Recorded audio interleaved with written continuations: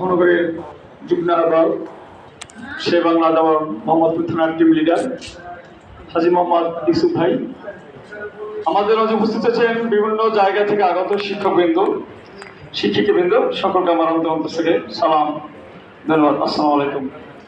আপনারা 2022 সাল থেকে এই আন্দোলন করছেন চাকরি প্রত্যাশীর জন্য।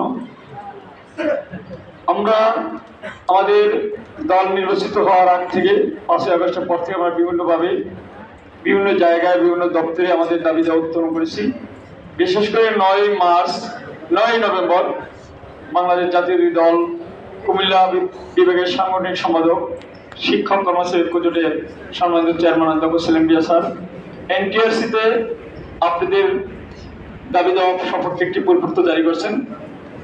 সেই আলোকে আমরা বিএনপির মহাসচিব মির্জা ফখরুল ইসলাম আলমগীর স্যারের সাথে দেখা করছি, তিনি আপনাদের চাকরি দেওয়ার ঘোষণা দিয়েছেন।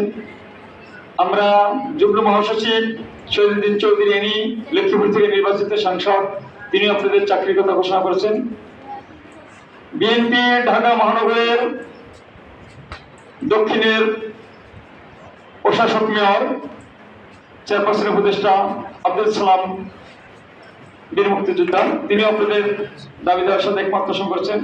সর্বশেষ 15 জানুয়ারি বাংলাদেশের জনপ্রিয় প্রধানমন্ত্রী জনাব তারেক রহমানের সাথে আমি নিজে আপনাদের নিয়ে সাক্ষাৎ করে আপনাদের দাবি দেওয়া তার সাথে তুলে ধরেছি। তিনি বলেছেন ইনশাআল্লাহ আমি যদি বাংলাদেশের প্রধানমন্ত্রী বা দল আমার ক্ষমতায় আসে তার আপনাদের দাবি দেওয়া মেনে নিব। ক্ষমতা আসার সাথে সাথে আমরা শিক্ষা মন্ত্রণালয় ডক্টর আনাম চলক মিলনের সাথে আমরা 101 জন শিক্ষক কর্মচারী মিটিং করে সেখানে আমাদের সাবেক প্রতিমন্ত্রী ববির আজাদ ভাই ছিলেন, তিনি বর্তমান প্রাথমিক গণশিক্ষা মন্ত্রণালয়ে আছেন, এদের সাথে মিটিং করে আপনাদের দাবি দেওয়া তুলে ধরেছি। তাহলে আমাদের সরকার আসলে 12 থেকে 13 দিন, ইতিমধ্যে আপনাদের নিয়ে আমরা দাবি দেওয়া 4 দিন তুলে ধরেছি। অতএব আপনারা আশ্বস্ত রাখতে পারেন বাংলাদেশ জাতীয় দল একটি শিক্ষা বান্ধব। আমাদের শহীদ প্রেসিডেন্ট জিয়াউর রহমান এদেশের প্রথম শিক্ষকদের সুযোগ সুবিধা দিয়েছিলেন। আমাদের গণতন্ত্রের মাতা 3 বারের সফল প্রধানমন্ত্রী আপসীন নেত্রী দেশনেত্রী বেগম খালেদা জিয়া আপনাদের সকল দাবি দেওয়া মেনে নিয়েছিলেন।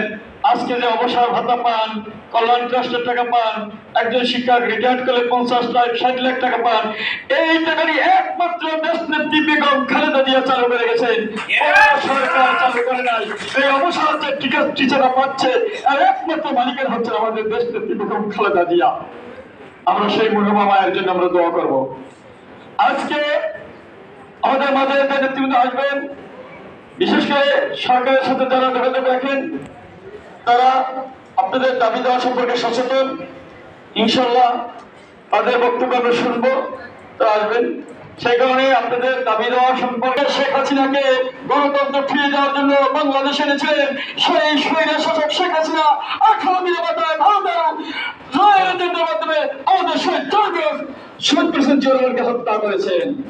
আমরা এগুলো ভুলি নাই জাতি, আমাদের সবকিছু মাথা আছে। যে শেখ হাসিনা বলেছিল এ তার একটি বলে দেশে হয়, কত বড় সাহস, ওবায়দুল কাদের, কাওয়া কাদের, তার ভুলে বলেছিলেন তুমি আসো দেশে তোমার কত